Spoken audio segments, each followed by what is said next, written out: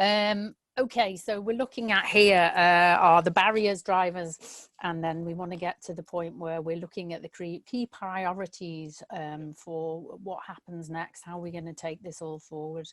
And there's not too many of us, so we can probably just shout out rather than having to do hand signals and things like that. But can anyone start me off with some key barriers that we have to digital inclusion?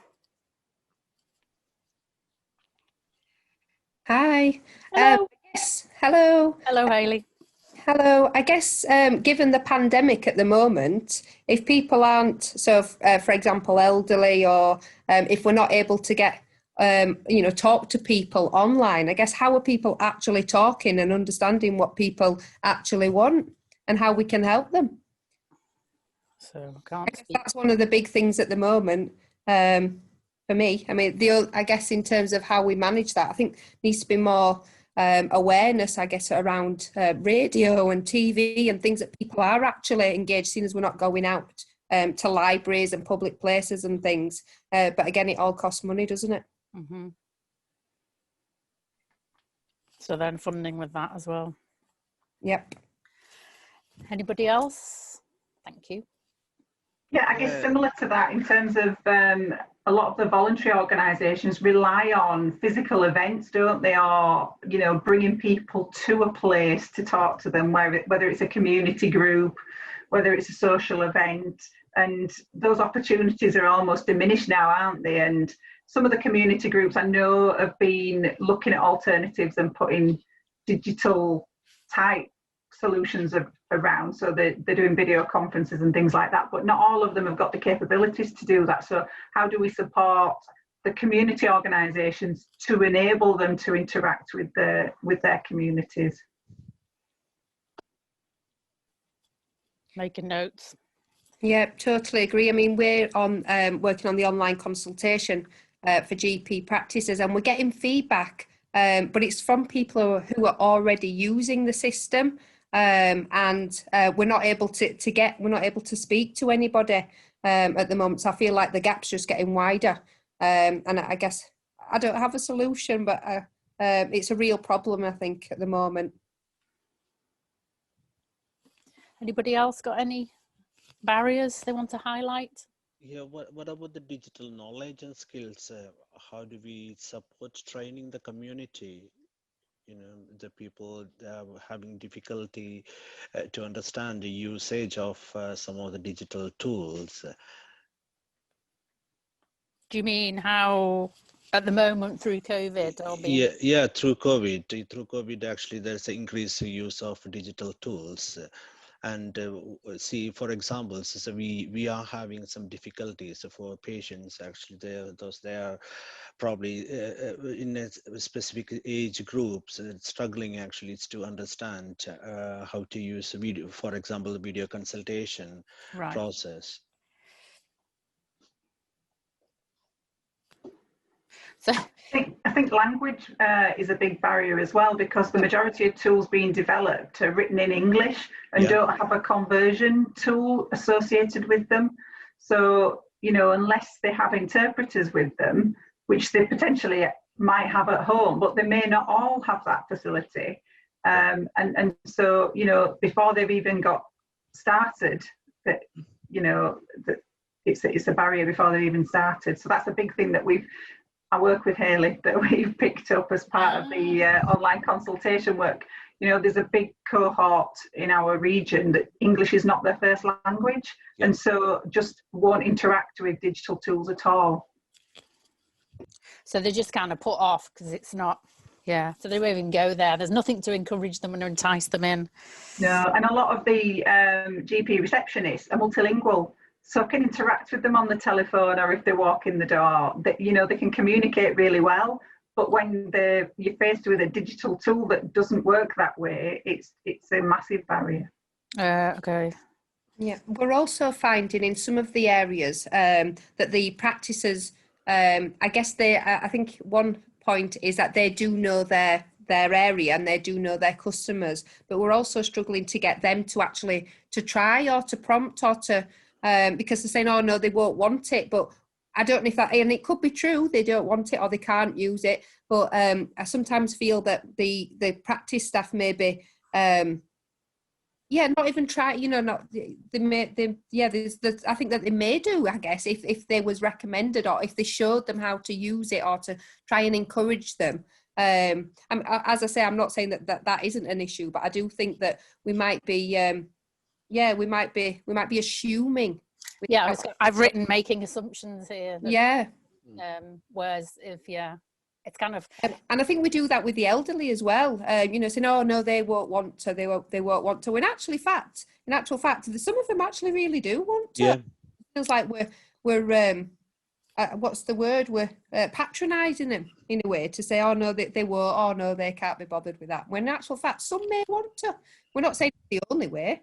And I think that there is a perception as well that we're saying when we're promoting digital, that we're saying that you must do that, and we're not. We're just saying it's another way, it's another option. You can try it. If it doesn't work for you, that's fine. It's like Amy at the beginning was talking about the soft touch with the jigsaw on the tablet and that easing people in. Should we move over to some drivers now? We're just going to run out of time. I'm sorry to whiz through all this. So what are the drivers, the levers? I think you need to find that carrot. So what appeals to them? I remember a story really early on in COVID about an 80-year-old lady that had been given a tablet to connect with her knitting group. And I think the slogan was something like, "Can I keep this through winter because I'm isolated all winter, I don't see anybody. And I've just been given this tablet and I can still see my friends and still joining my group." And it was such a small thing, but it made a massive difference to her. But finding that way in, then you can build on that, can't you? So that's great that she's really comfortable doing that tool, but what's next? What would appeal to her next? And then start building up to, well, what would we want her to do when she's more comfortable with the things that she wants to do? It's got to be a stepping stone phase, I imagine. So that's more engagement with potential users. It's that co-design, isn't it, really? Understanding people's wants and needs and how practically you can put those. Is that a priority? Yeah, okay.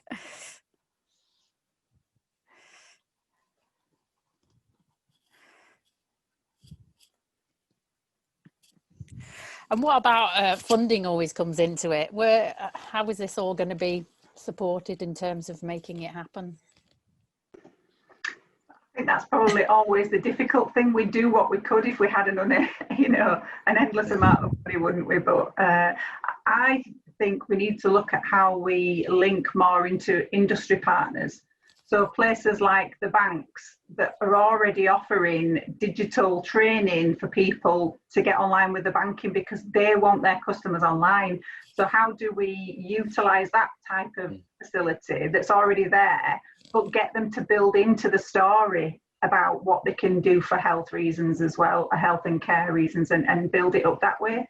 Also things like linking into the mobile phone providers and about the opportunities that they might be able to give us for free or reduced Wi-Fi or data type bundles for some of these cohorts that are really struggling, even if it's only on maybe a 3-month stint just to get them into the facility, or just to get them through the COVID phase, or just to get them into it really, and then look at what the longer term sustainable options are.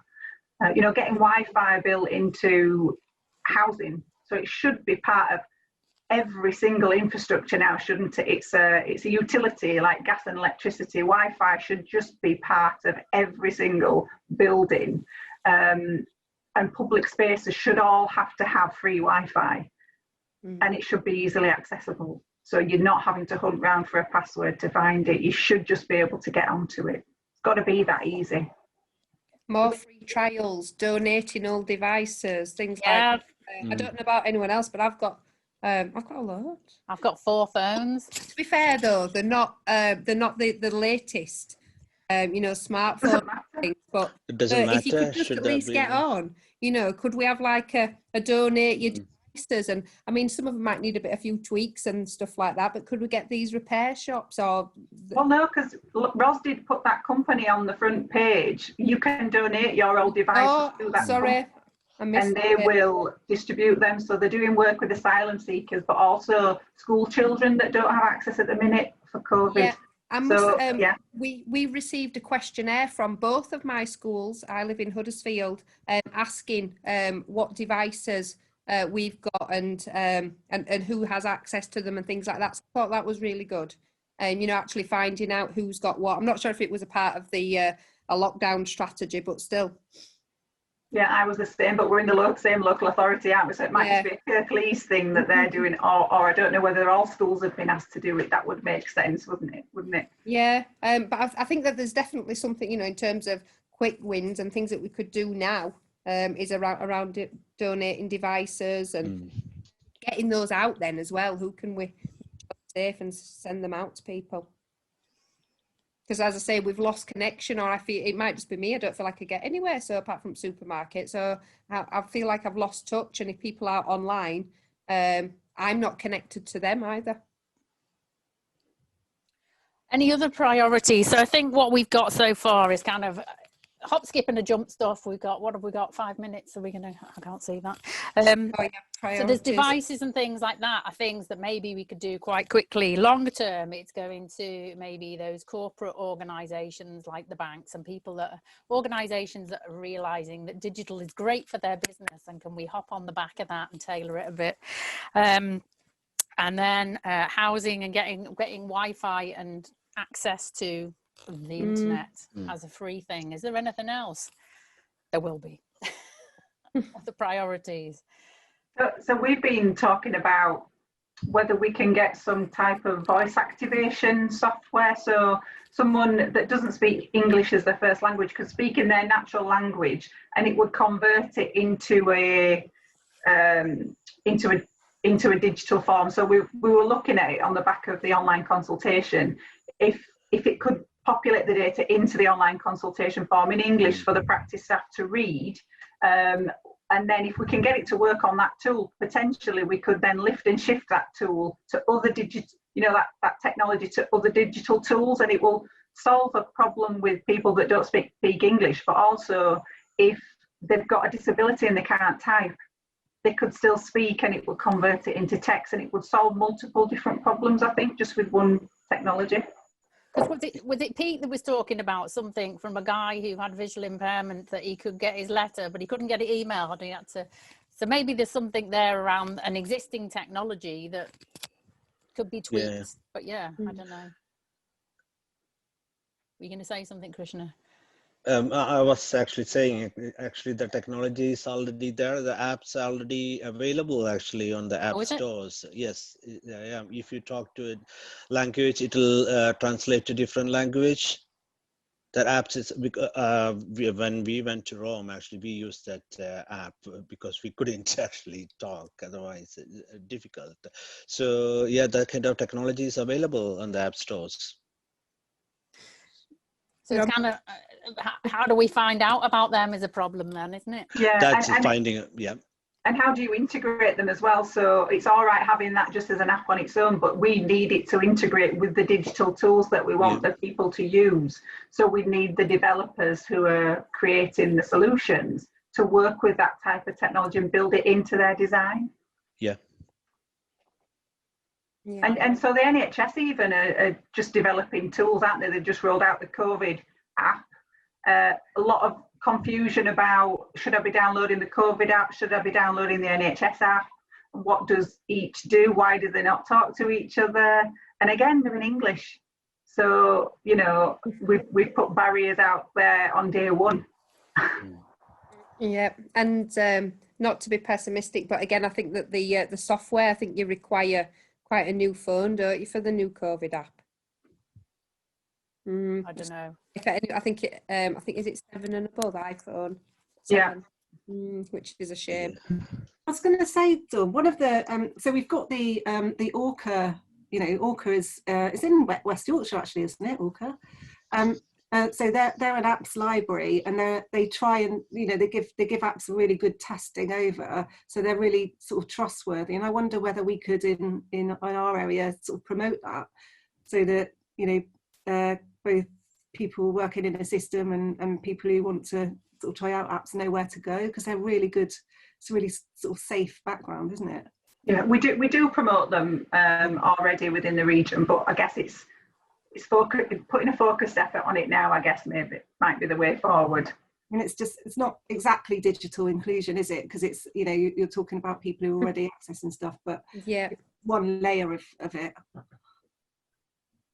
One of our assets. Can I just remind you not to forget the priorities bit, because I noticed there's such a good conversation about the barriers. We've had a mix the priorities. We've been doing the priorities. Right, you are. Gold stars to your group. Yeah, brilliant. Co-design is one of our big ones. We've got to understand what people need so that we can make it for them. Industry partnerships, people that are doing digital already and training people like banks. Dawn was saying, you know, we can tap into that and tailor it maybe to our own needs.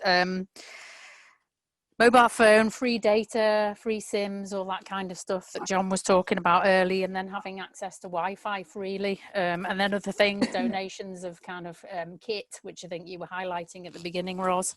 And then we got onto voice activation, where you can translate into different languages, and there's some work that Dawn's been doing around that already, and that could solve a lot of problems.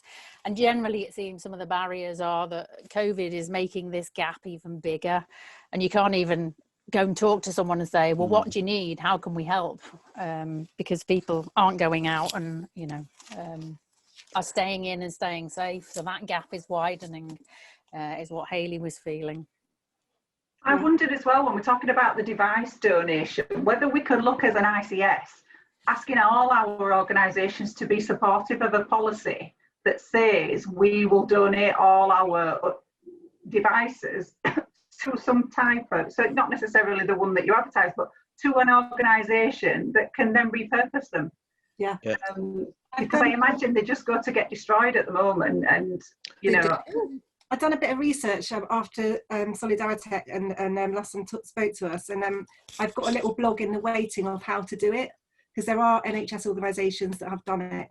So I thought I just haven't had time to write the blogs to share, but I'll share it with you, Dawn, and then. Yeah, that would be great. I mean, what you will, they'll want a policy that says, you know, that it's safe and secure. It's got to be, it'll have a safety check and all that, so the data's not going anywhere. But I can't see a reason why they wouldn't be able to do it as long as we checked all those boxes. Yeah, recycle safely. In a bit. The other side. Thanks. Okay, have we all got the sign up saying leave the breakout room? Yes. Yeah, wait 22 seconds. Oh, okay. So I've got lots here to try and read. Dawn, I will tell you, sorry, Dawn, I will tell you the app's name. It's Talk and Translate. Talk and Translate. Yeah, Talk and Translate. That's the app's name.